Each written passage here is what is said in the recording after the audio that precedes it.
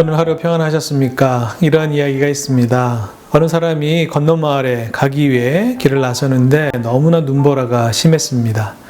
꼭 그 길을 가야 했기 때문에 길을 나설 수밖에 없었는데 길을 가다 보니까 추운 날씨에 쓰러져 있는 한 사람을 보게 되었습니다. 이 추운 겨울에 잘못하다가는 자기도 얼어 죽겠구나 생각해서 그를 그냥 두고 지나갔습니다. 얼마 후 그 길을 또 다른 나그네가 지나가는데 얼어 죽기 일보 직전에 있는 사람을 발견하고 이 사람을 내가 도와주지 않으면 이 사람 분명히 죽을 수밖에 없겠구나 생각하고 그를 도와주기로 마음먹었습니다. 그리고 등에 업고 길을 걸어가기 시작했습니다. 그런데 길을 가다 보니 한 사람이 얼어 죽어 있는 것을 보았습니다. 바로 첫 번째 지나갔던 그 사람이었지요. 자기만 살겠다고 지나갔던 사람이 얼어 죽게 된 것입니다. 그런데 다 죽어가는 사람을 살리기 위하여 업고 가는 사람은 힘이 들었지만 그러나 업고 가는 사이에 그 체온 때문에 서로 살 수 있었습니다. 이런 이야기가 누가 꾸며낸 이야기일 수도 있겠지만 그러나 우리 마음속에 울려주는 울림이 있는 것 같습니다. 이 이야기가 주는 교훈이 있기 때문에 그렇겠지요. 이 이야기는 나그네로 사는 사람들이 어떻게 살아가야 할지를 극명하게 보여주는 이야기임을 생각해 보게 됩니다. 오늘 본문 신명기 10장 19절에 말씀하는 것처럼 나그네를 사랑하라 하십니다. 왜냐하면 너도 옛날에 나그네였잖아 라고 하시는 하나님의 음성을 듣습니다.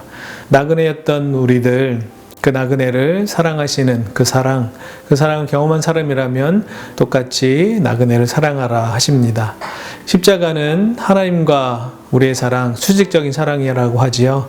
그리고 수평적인 사랑인 이웃과 이웃의 사랑을 말씀하고 있습니다. 하나님의 사랑을 받았던 우리, 나그네된 우리, 보잘것없는 우리, 이방인된 포리너, 외국인 이었던 사람을 온전히 사랑하셨던 그 수직적인 사랑을 받은 우리들은 수평적인 사랑, 이웃을 사랑하는 사람, 나그네된 사람을 사랑하는 사랑을 살아야 한다는 것이 오늘 본문에서 말씀하시는 것입니다. 성경에 아브라함의 이야기가 있죠.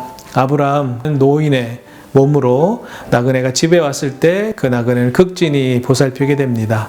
그들이 왔을 때 자리를 내어주고요. 또 먹을 것과 마실 것을 내어줍니다. 그리고 송아지를 잡아 극진히 대접합니다. 그리고 그들이 식사하는 그 기간 동안 그들에게 온전히 시중드는 그 모습, 나그네를 극진히 대접함으로 하나님의 놀라운 사랑을 받았던 아브라함의 모습이 성경에 기록되고 있습니다. 나그네를 대해야 되는 태도 우리는 분명히 알 수 있을 것입니다. 히브리서 13장의 기자는 이렇게 말하죠. 서로 사랑하기를 지속하십시오. 그리고 나그네 대접하기를 게을리하지 마십시오. 어떤 이들은 나그네를 대접하다가 천사를 대접한 사람이 있습니다. 라고 히브리서 13장 2절은 말씀합니다. 그렇습니다. 우리가 나그네를 사랑하는 마음으로 나그네를 대접할 때 하나님의 허락하여 주신 놀라운 능력이 거기에 드러날 수 있다는 것입니다. 처음에 말씀드렸던 그 이야기에서 나오는 것처럼 우리가 구해주는 사람이 될 수 있겠지만 또 한편으로는 우리가 쓰러져 넘어져서 죽음을 맞이할 수밖에 없는 사람일 수도 있다는 것입니다.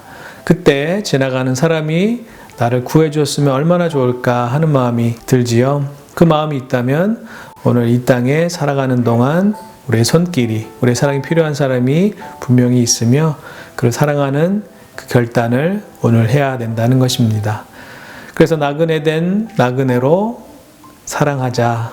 그렇습니다. 우리는 나그네, 이방인, 포리너지요.